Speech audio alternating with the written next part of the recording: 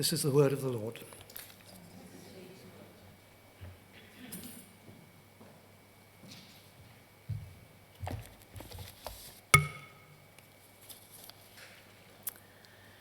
So the week before last, I was on a residential week as part of the Arrow leadership programme. And one of the days was on personal evangelism. Not how to help your congregation to share their faith, although that is coming, you have been warned, but how to grow in sharing your faith as an individual. Now, I love talking about how I've experienced the transforming love of God in my life and the difference that knowing Jesus and knowing that I'm known by him makes.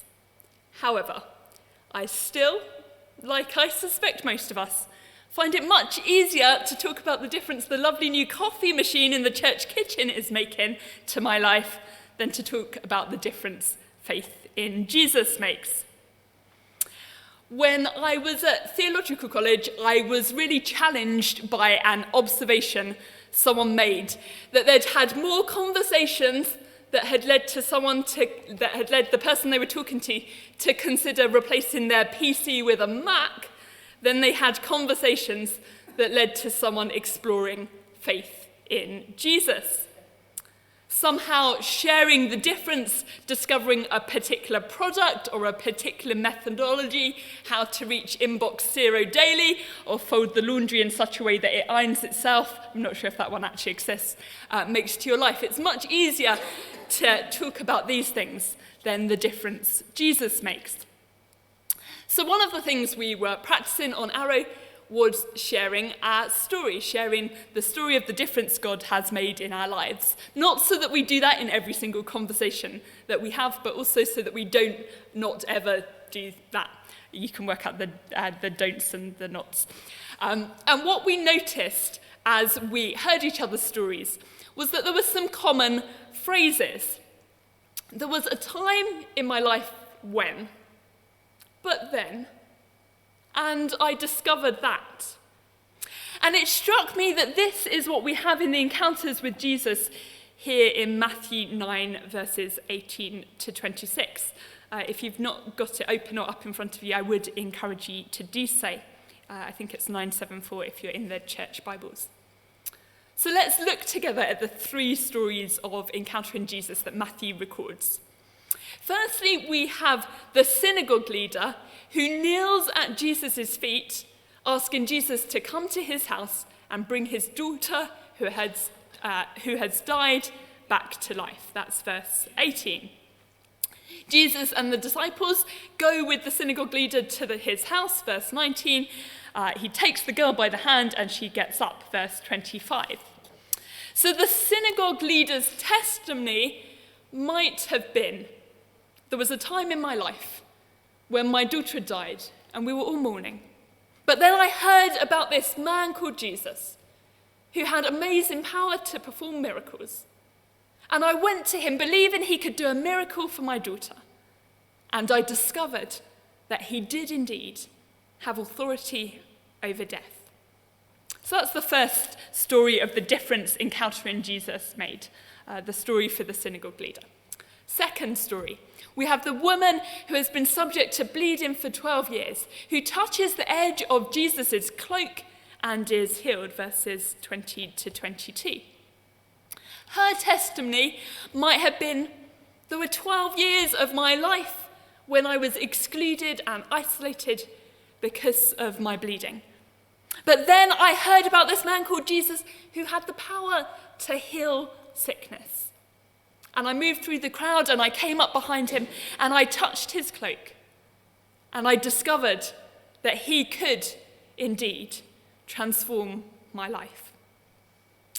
So that's the second story of the difference encountering Jesus made. And finally, third story.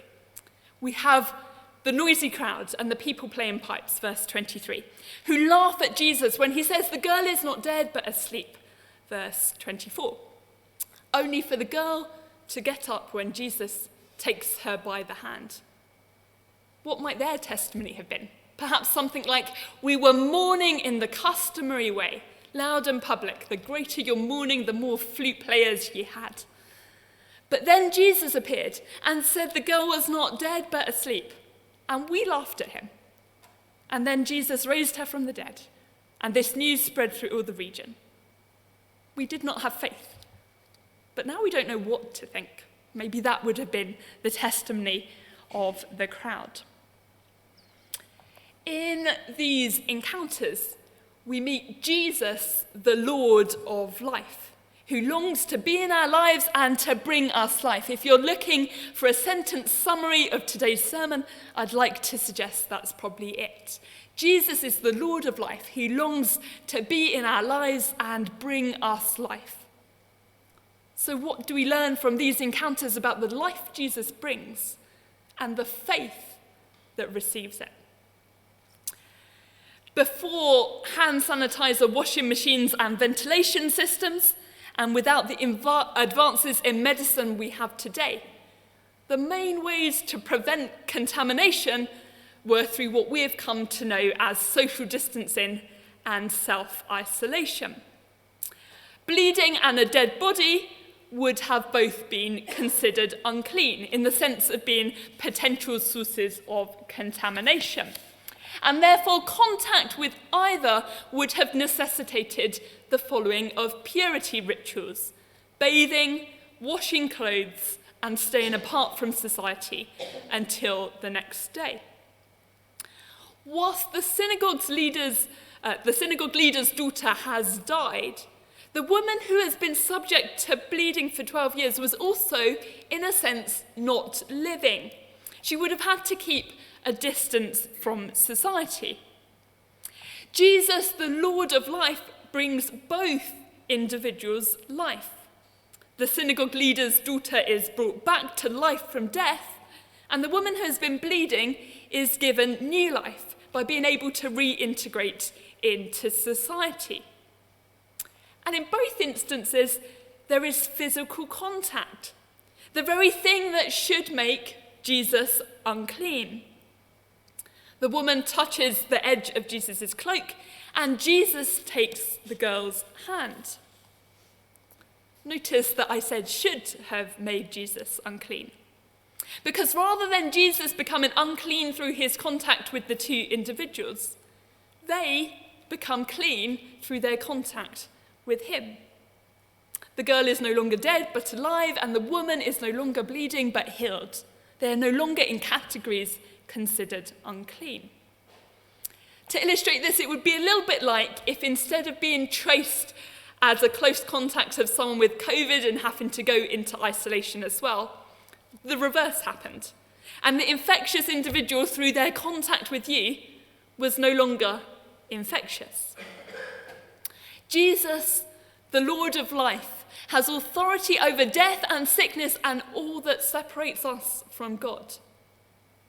In these encounters, we have a foreshadowing of Jesus' death and resurrection, of God's salvation plan for his world, when Jesus will win the victory over sin and death and all that destroys the life that God intended for his people.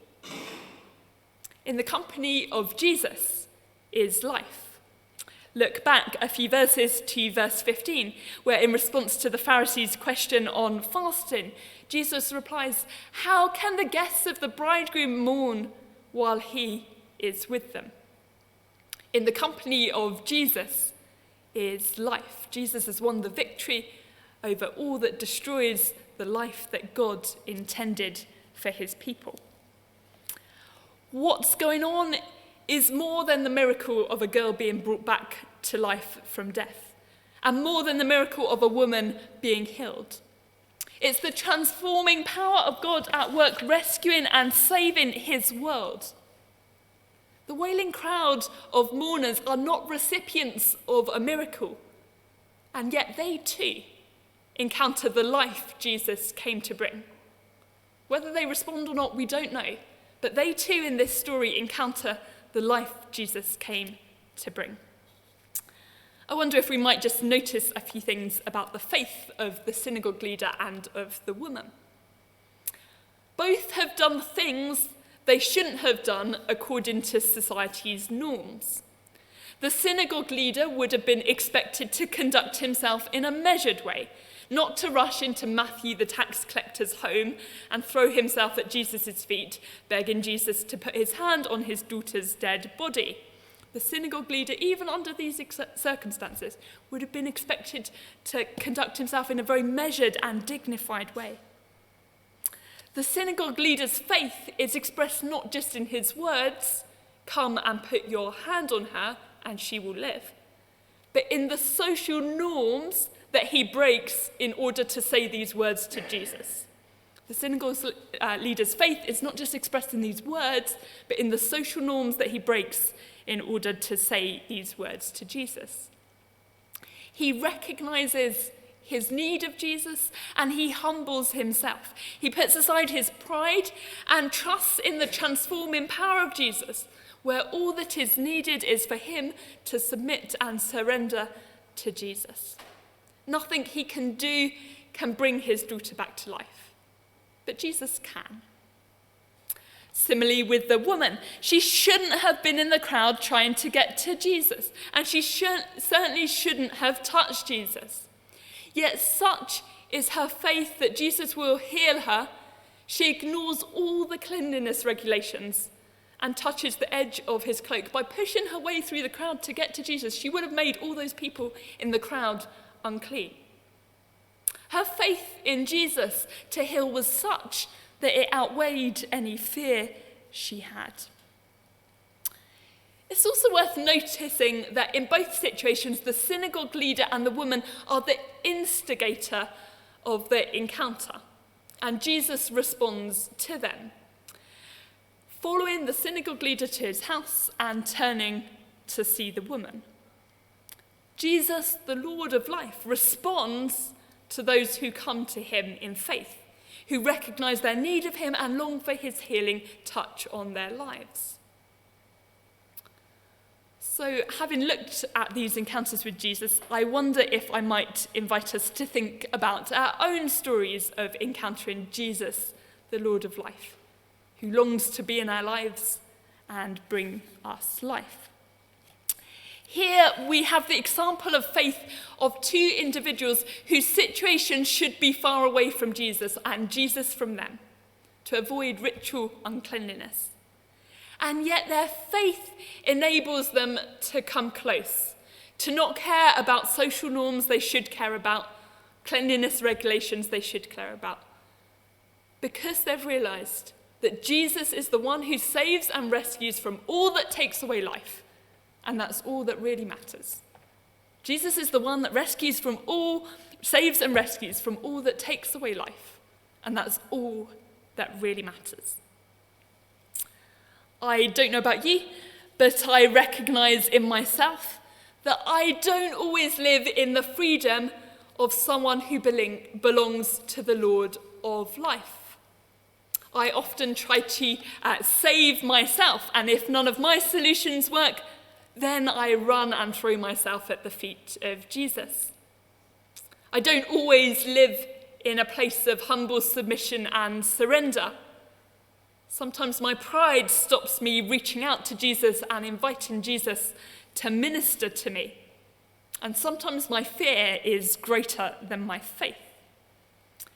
If I were the synagogue leader in Matthew 9, there'd probably be an additional paragraph between verses 18 and 19 where I think through the detail of going to Matthew's house and kneeling at Jesus' feet, where I consider all of the what-ifs.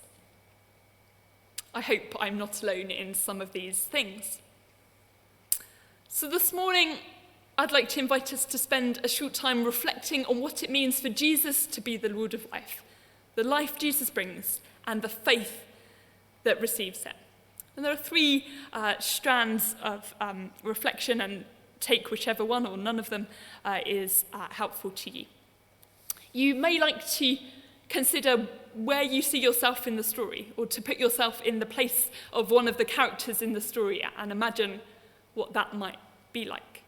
I just shared with you how I put myself in the place of the synagogue leader, and I think I would have done a lot more thinking and a lot more questioning before going to Jesus in faith. So you might like to do that, to put yourself in the story.